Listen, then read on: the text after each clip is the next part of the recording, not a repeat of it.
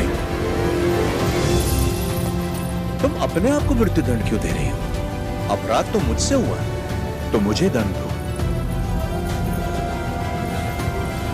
ये सब सहने की ताकत नहीं है मुझ में।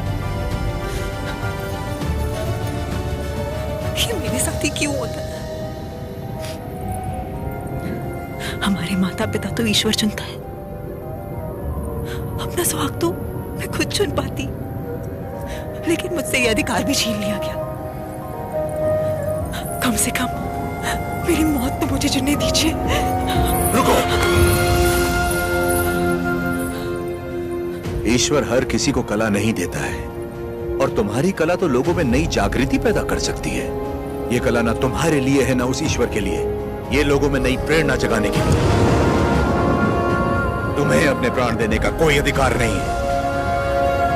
मर के जब हम ईश्वर के पास जाएं तो हमें इस लायक होना चाहिए कि उससे आंखें मिला सके, गर्व से कह सके कि हम मरने से पहले जी भर कर जिए, आखिरी सांस तक जिए।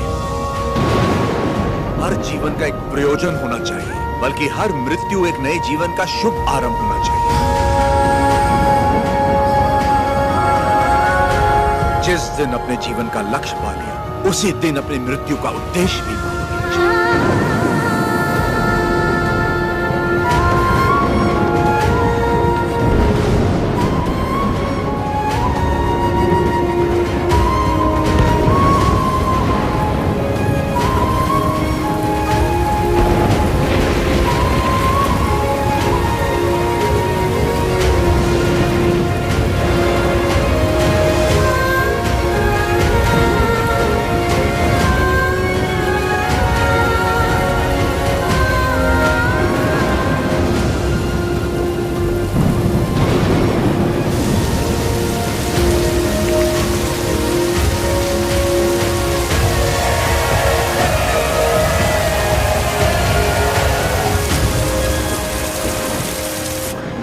मुझे आपसे कुछ कहना है, कह सकती हूँ? ये प्यार आपकी इच्छा से नहीं हुआ है ना? बचपन का प्यार है, इच्छा अनिच्छा का सवाल ही कहाँ होता है।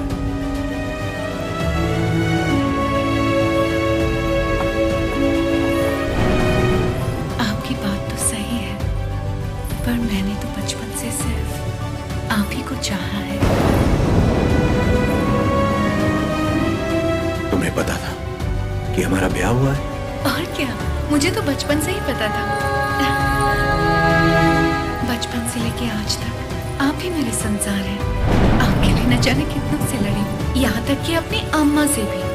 सब कहते थे कि अगर मैंने आपको देखा तो दोष लगेगा, इसलिए आपसे कभी मिल नहीं पाई। आप यकीन नहीं करेंगे, नींद खुलते ही पहले आपके बारे में पूछती थी। आपकी वीरता भरी कहानियां सुनकर बहुत खुश होती थी। हर रोज आप जिस मंदिर जाते थे मैं भी वही जाती थी। जैसे आप पूजा करते थे वैसे मैं भी पूजा करती थी। उस दिन उत्सव में जैसे ही मैंने आपको आते हुए देखा, मैं सरोवर की ओर चली गई। मुझे डर था कि अगर आपको पानी में भी देख लिया तो आपको दोष लगेगा। ये 24 साल मैंने कैसे गुजारे सिर्फ मैं ही जानती हूँ। मुझे सिर्फ उस पल का इंतजार था जब आपको जी भर के देख सकूं। यज्ञ के समय भी मैं आपको देख नहीं पाई, इस डर से कि कहीं आपको देख के रो ना पड़ूं। वहां लोग देखते तो क्या कहते।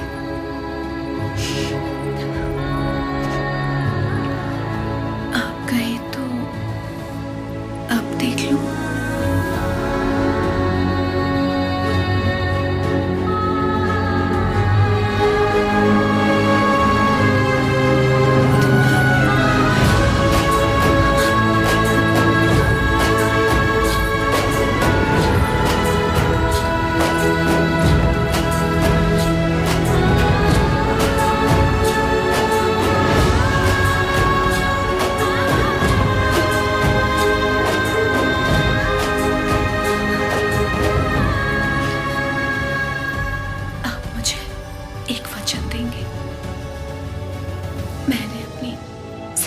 जिंदगी सिर्फ आप ही को चाहा है।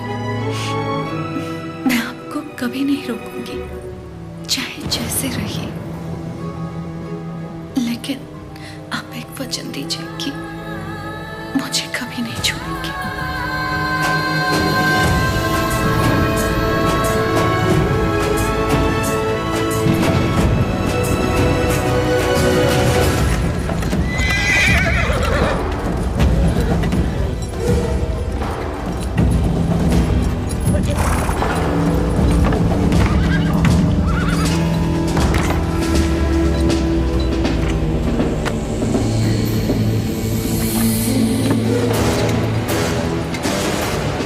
वेलकम टू कोइलकुंटला सरकार। स्वागत है।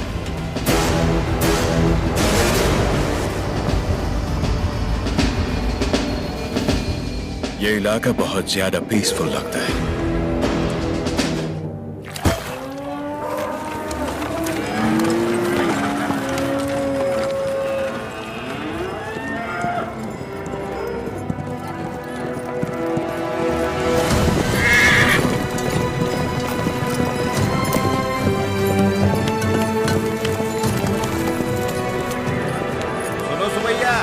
शुभ समाचार है तुम्हारे लिए। अब तुम्हें फसल पर लगान देने की कोई जरूरत नहीं है, बस जमीन पर देना होगा। भेजे में नहीं घुसी बात। अब से फसल पैदा हो या ना हो, जितनी जमीन है उतना लगान देना ही होगा। सरकार, हमसे तो फसल का ही लगान नहीं दिया जा रहा। ऐसे में अगर पैदावार ना हुई तो कहां से देंगे लगान? तो फिर कानून के मुताबिक ये जमीनें हमारी। इन मजदूरों को इनकी मेहनत का जो बनता है दे दो रघुवंशाली। जी सरकार। हम मजदूर? सरकार, ये जमीन हमारी माँ है। माँ के बिना कैसे जिएंगे सरकार? कहाँ तक है तुम्हारी जमीन? उस पहाड़ी तक है सरकार, कुल 5 गांव। अपने जमीन को बचाने के लिए तुम कुछ भी कर सकता है। जान दे सकते हैं सरकार।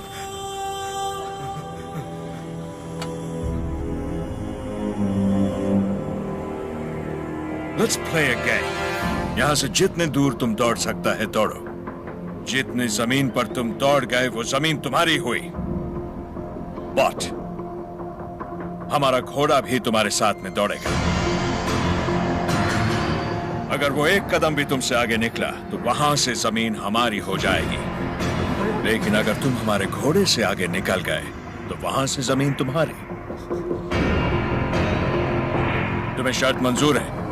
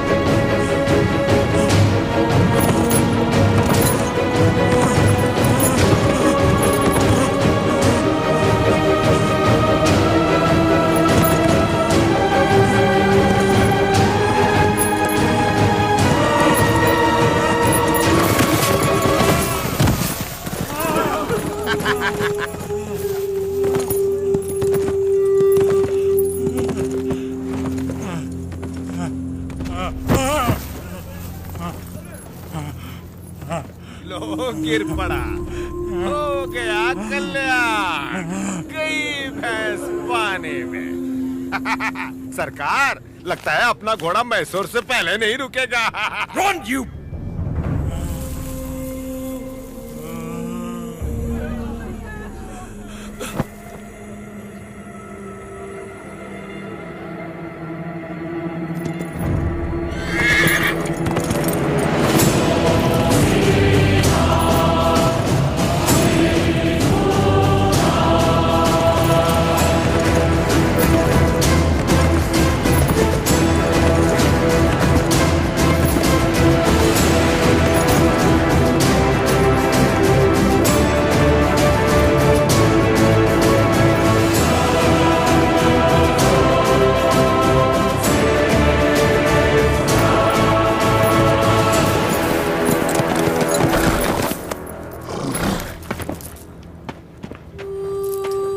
उठो सुबैया।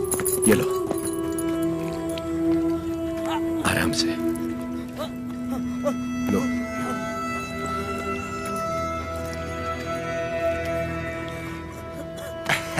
रेड्डी जी, आपने बोला लगान नहीं देना, लेकिन जैक्सन सर बोलते हैं आप तो पालेगार हैं ही नहीं। यानी नौसम का आपको गोद लेना नए डलहौजी लॉ के मुताबिक गैर कानूनी है, तो आप इस जमीन के कानूनी वारिस नहीं हुए। मेरी विरासत पे सवाल उठाने वाला तू होता कौन है? मेरे दादा विलायत गए थे तो उनसे तू पैदा हुआ था या तेरा बाप? तू मेरा भाई है, बेटा है, दामाद है कौन तू? Shut up! इनकी तरह तू भी मजदूर है। लगान नहीं दिया तो सजा जरूर मिलेगी। क्यों दे तुझे हम लगान? हाँ? बादल तो लगान नहीं मांगते, मिट्टी भी नहीं मांगती, फसल भी नहीं मांगती, तो तू कौन होता है लगान मांगने वाला?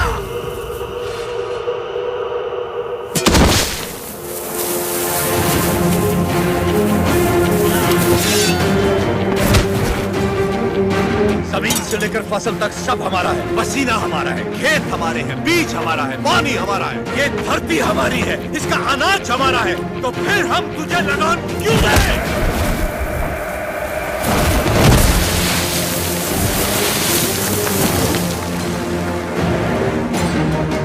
हम इस धरती की संतान हैं, इस मिट्टी पर हक हमारा है, तो फिर हम तुझे लगान क्यों दें?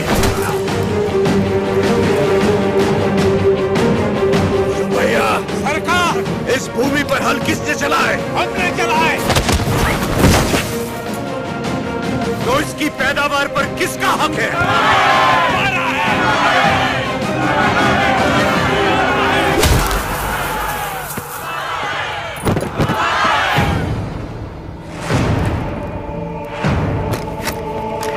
सरकार, रुक जाइए जरा, भीड़ तो देखिए, देखिए चारों तरफ, ये समय ठीक नहीं है। चलिए, प्लीज कम। अपना सर झुका, झुका। अब जा, और ध्यान रहे, सर उठाने की गलती हरगिज मत करना। अब सीधे लंदन में ही सर उठाना, वरना पछताएगा। यहां दोबारा कदम रखा तो सर काट दूंगा। चल।